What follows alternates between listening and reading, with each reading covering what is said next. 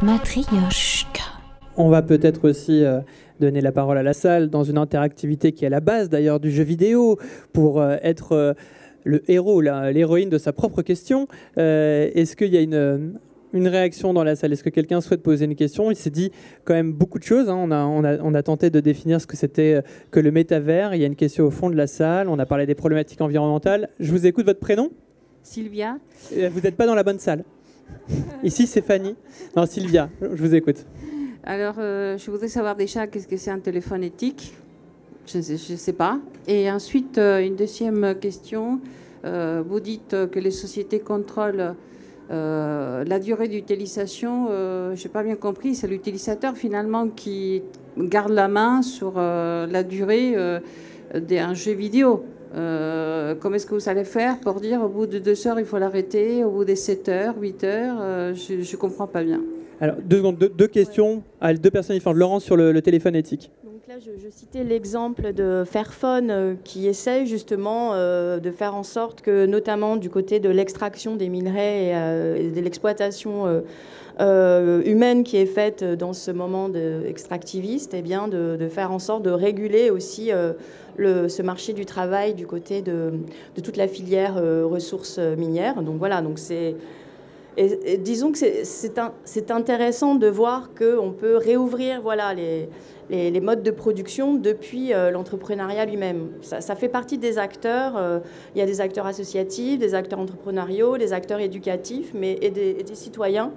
Et c'est un problème qu'il faut prendre ensemble et auquel il faut s'atteler ensemble. Et consommer la critique, en fait, est assez confortable. Voilà.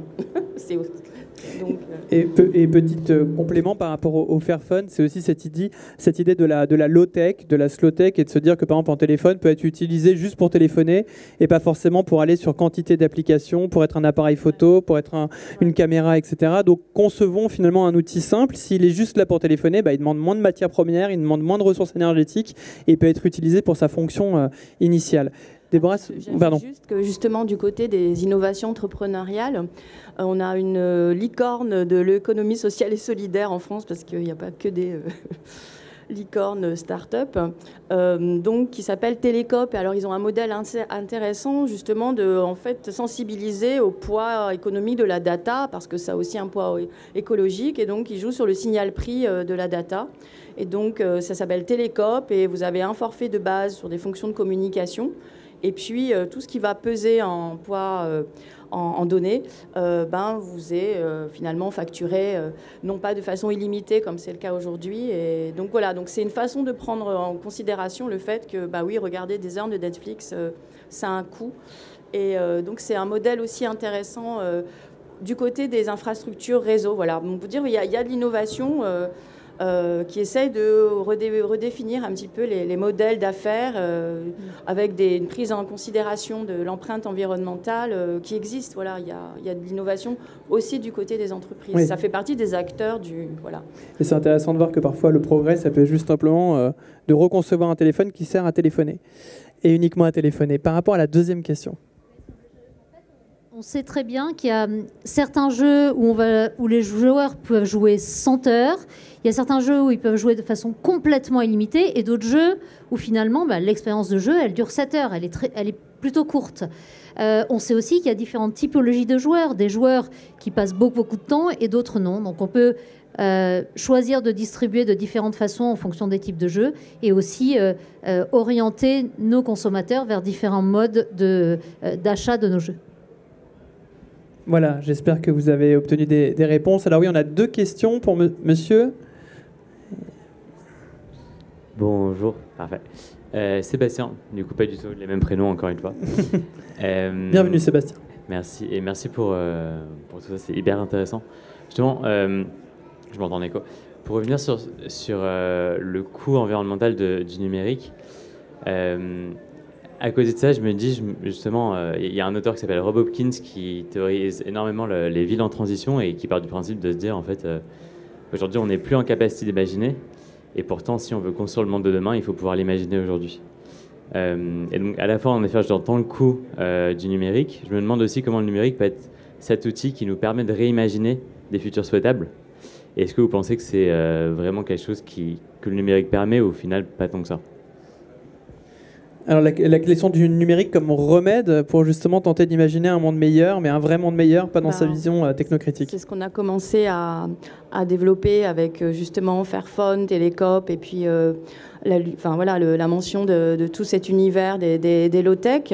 Donc justement, il y a plusieurs mondes numériques possibles qui ne sont pas forcément le métaverse, mais qui justement peuvent devoir s'imaginer du point de vue à la fois des techniques, des infrastructures et aussi des usages, avec finalement ce critère qui va être le critère de leur viabilité, de leur durabilité.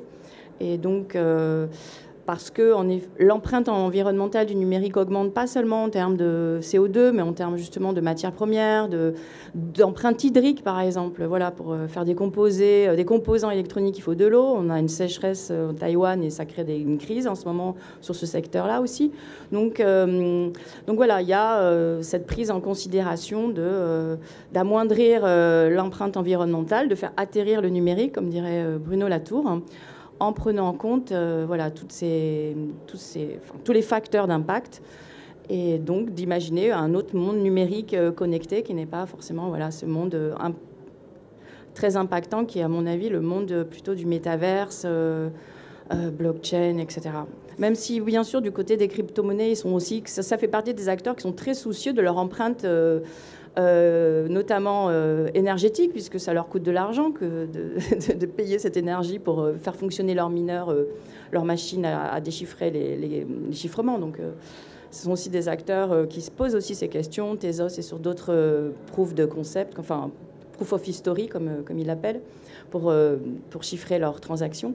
Mais donc voilà, ça fait partie d'un chantier. Puis il y a la réouverture de nos usages aussi qui doit être...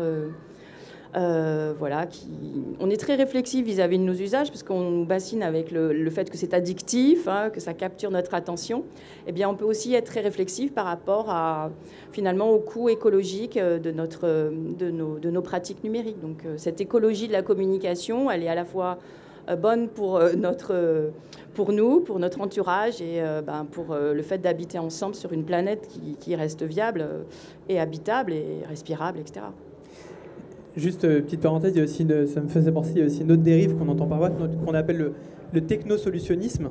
C'est de se dire justement qu'on va utiliser la technologie de pointe pour essayer de réparer ce que la technologie a elle-même causé et elle-même provoqué comme effet néfaste. J'ai en mémoire notamment ce qui est le plus clair, c'est ce qu'on appelle la géo-ingénierie, où on va avoir des technologies lourdes qui vont tenter de capter les rayons du soleil pour éviter le réchauffement climatique. On a une géo-ingénierie aussi climatique qui va tenter de percer les nuages pour faire pleuvoir dans des endroits qui sont en attente de pluie. Ça, on se rend compte aussi que du côté de la Silicon Valley, il y a des grandes entreprises qui sont investies dedans, notamment Bill Gates à travers plusieurs projets. Les Chinois sont aussi très présents sur cette idée-là. Et ça, c'est encore une fois quelque chose qui est important à signaler, c'est tout ce mouvement en fait, qui est de dire finalement c'est la technologie qui va nous sauver, au point où l'humain peut être capable de bloquer les rayons du soleil. Il faut imaginer aussi encore une fois la volonté démiurgique de cette intention-là, mais c'est aussi une solution parfois qui est apportée par le marché, de dire vous inquiétez pas, nous avons la technologie pour réparer ce que nous avons peut-être nous-mêmes causé, enfin ils ne le disent pas comme ça d'ailleurs, ce que la société a causé. Et pour compléter par rapport à votre question, il y a aussi le numérique en tant que média. Donc vous avez les médias traditionnels qui ont basculé en numérique et le jeu vidéo qui est un média numérique par essence. Et à l'intérieur du jeu vidéo, de la même façon que Assassin's Creed est une porte d'entrée dans l'histoire pour des millions de joueurs, ça ne veut pas dire qu'ils vont tout apprendre sur l'Égypte, la Grèce ou la Révolution américaine à l'intérieur du jeu, mais au moins ça leur donne une appétence et ils peuvent aller creuser le sujet.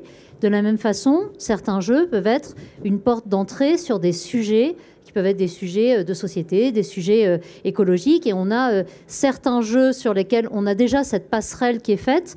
Je pense à Hungry Shark, qui est un jeu sur mobile, ou un jeu comme Riders Republic, qui est sur des sports extrêmes en montagne, qui est fait par notre équipe à Annecy, tout simplement parce que ce qu'elle voit par la fenêtre du bureau, c'est les montagnes, et c'est tous des amoureux de la montagne.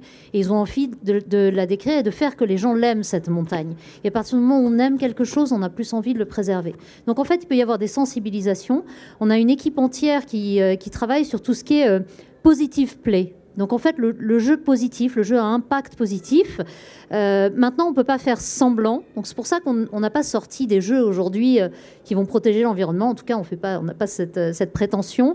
Mais petit à petit, on arrivera peut-être à faire passer par l'intermédiaire des jeux et des comportements des joueurs à l'intérieur des jeux, des choses qui pourront se traduire aussi par des comportements plus positifs dans la vraie vie. Donc le jeu comme moyen de sensibilisation et d'évolution des consciences. Il y avait une question également tout à l'heure avec une main qui était levée. Oui, de même deux. Et là, sur notre gauche aussi. Oui. Du coup, vous parlez justement du numérique comme une solution face à différents enjeux. Et sans vouloir être dans aucune forme de déclinisme, on a quand même beaucoup d'enjeux aujourd'hui face auxquels il faut se positionner, donc la cause écologique, mais également, je sais pas, la croissance démographique qui va être de plus en plus exponentielle.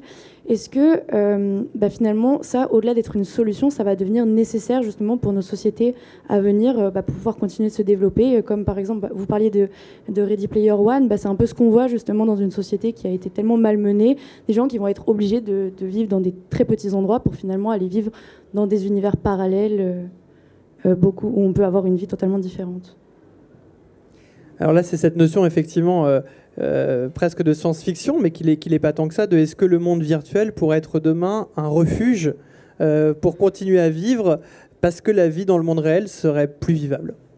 Alors, j'espère pas.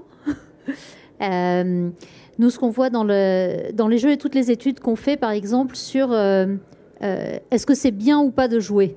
Donc tout à l'heure, je citais certains aspects positifs. C'est vrai, quand on passe trop de temps à jouer, c'est pas bien, mais de la même façon que c'est pas bien de passer trop de temps à regarder des séries, etc. Et quand on regarde un peu l'impact du temps passé sur la vie des gens, pour de vrai, c'est pas juste une question de temps. C'est une question de pourquoi ils y vont. Et des gens qui vont jouer pour socialiser, pour se divertir, pour apprendre des choses, ils peuvent y passer 2 heures par semaine, ils peuvent y passer 20 heures par semaine, finalement peu importe s'ils ont une vie équilibrée par ailleurs. Et on a d'autres personnes qui utilisent le jeu comme échappatoire par rapport à leur vie, comme refuge, qui puisse être émotionnel ou autre. Et là, même s'ils n'y passent que 2 ou 3 heures par semaine, là, le jeu n'est pas bon pour eux parce que c'est une façon de s'échapper qui n'est pas toujours positive. Donc, je n'ai pas de réponse à votre question. J'espère vraiment qu'on arrivera à continuer à vivre dans un monde suffisamment heureux pour que le monde numérique ne soit qu'un complément et certainement pas un remplacement à notre vie. Et je rebondis par rapport justement à ce que j'exposais quand j'ai fait ma petite présentation de la Société du Sans Contact avec le bol sans fond, etc. Puisque vous avez cité le mot de intention, et c'est un mot majeur, je pense, comme outil, comme remède, parce que là on parle beaucoup des problèmes, mais on peut aussi aborder quelques solutions. C'est l'intentionnalité. C'est de se dire justement, pour éviter ce fameux bol sans fond et passer 3 heures sur Instagram ou 3 heures sur Internet, alors qu'à la base on cherchait juste à vérifier la date de naissance de François Mitterrand et on a fini sur un trou, sur une sorte de pente glissante qui nous a emmenés sur un trou noir d'1 heure. C'est à chaque fois se dire, questionner son intentionnalité. Pourquoi là je me connecte? Qu'est-ce que je cherche? Quelle information j'attends? Et puis après tout, pourquoi je veux y aller? Est-ce que je veux vraiment aller là, sur Facebook ou sur Instagram ou sur Twitter pour des raisons qui sont correctes, qui sont viables, qui sont saines? Non, peut-être pas forcément. Peut-être que je vais justement ne pas le faire, me restreindre et puis profiter de ces 5 minutes où j'attends le bus juste pour attendre le bus et pas forcément pour fuir. Donc c'est pour ça qu'on a toujours cette dichotomie et ce parallèle qui me semble très important entre intentionnalité à questionner et refuge. Et dans le refuge, il y a parfois la fuite.